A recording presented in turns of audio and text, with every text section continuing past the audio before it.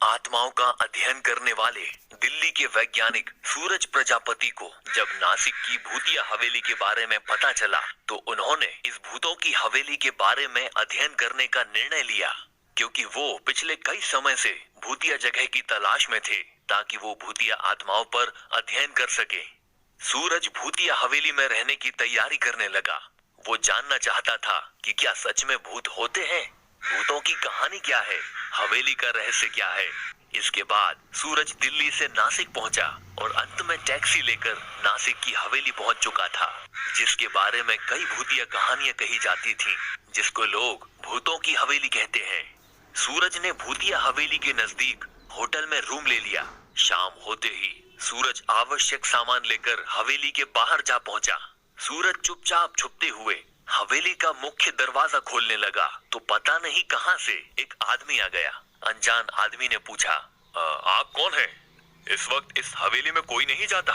सूरज ने उस आदमी को देखा और सामान्य होते हुए उस आदमी से पूछा, हेलो, आप कौन हैं?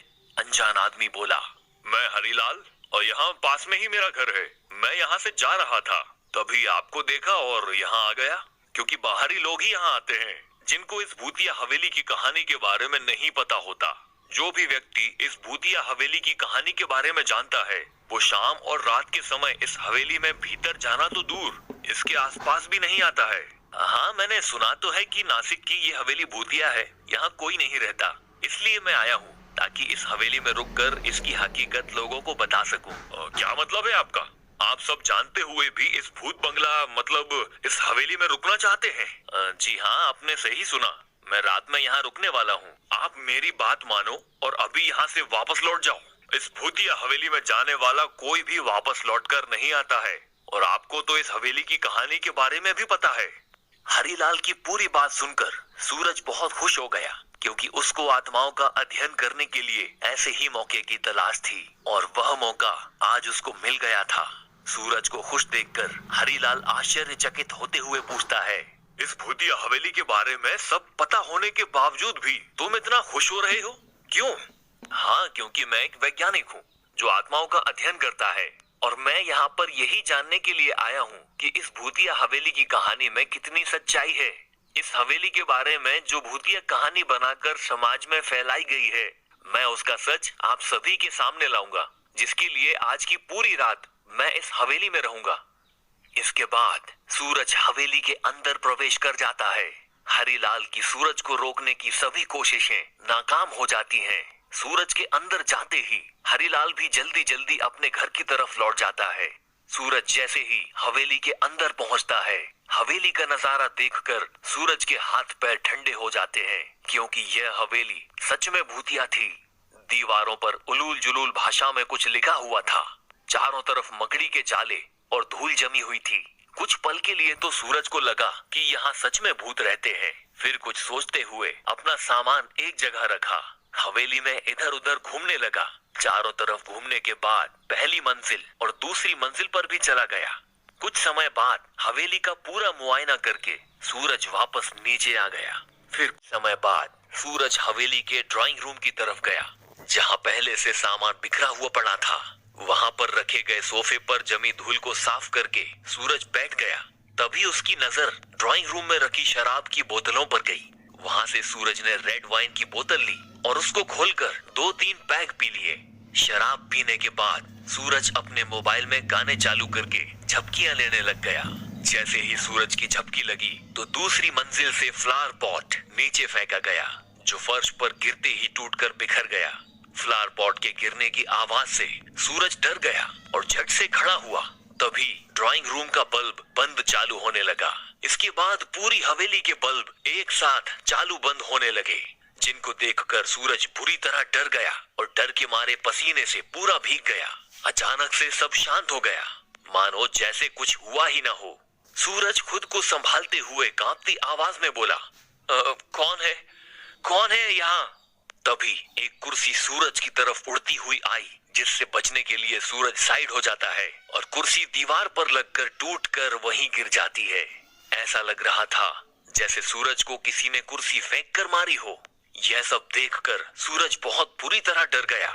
कुछ सेकंड्स बाद ही ड्राइंग रूम गोल गोल घूमने लगा। अब सूरज कुछ भी नहीं समझ पा रहा था, बस डर के मारे चिल्लाए जा रहा था। लेकिन सूरज की आवाज को हवेली की चार दीवारी बाहर ही नहीं जाने दे रही थी। डर के मारे सूरज बेहोश होकर वहीं गिर पड़ा। अचानक से एक फ्लावर पॉट सूरज के सिर में आकर लगा, जिससे सूरज खून से लथपथ हो गया। कुछ घंटों बाद सूरज को होश आया। जैसे ही उसने अपनी घड़ी देखी तो रात के 12 बजे हुए थे। सूरज डर से कांपता हुआ अपना सामान वहीं छोड़ता हुआ दरवाजे की तरफ भागा। सूरज के दरवाजे के पास पहुंचने से पहले ही दरवाजा धड़ाम से बंद हो गया। सूरज ने पूरी ताकत से दरवाजा खोलने की कोशिश की, लेकिन वो नाकाम रहा। सूरज चिल्ला रहा था, प्लीज मेरी मदद करो, मुझे बचाओ। लेकिन सूरज की सभी कोशिशें बेकार थीं। सूरज हिम्मत करके जोर से बोला, कौन है? सामने आओ। तभी सूरज के सामने 6-7 फुट लंबा एक काला साया उसके सामने खड़ा हो गया, जिसकी लाल आंखें आग के समान थी। भयानक डरावना काला चेहरा, जिसको देखकर कोई भी उसके सामने खड़ा होने की हिम्मत नहीं कर पाए। उसके बड़े बड़े घुंघराले बाल, बिना पैरों का वो काला साया जमीन से 5 फुट ऊपर हवा में ही घूम रहा था, जिसको देखते ही सूरज का गला सूखने लगा। पूरा शरीर पसीने से तर हो चुका था। सूरज ने पूछा, कौन हो तुम? मुझे क्यों मारना चाहते हो? मैंने क्या नुकसान किया है तुम्हारा? तुमने हवेली में आकर बहुत बड़ी गलती की है। अब तुम जिंदा नहीं बचोगे। मैं सबको मार दूंगा, किसी को भी यहाँ नहीं रहने दूंगा।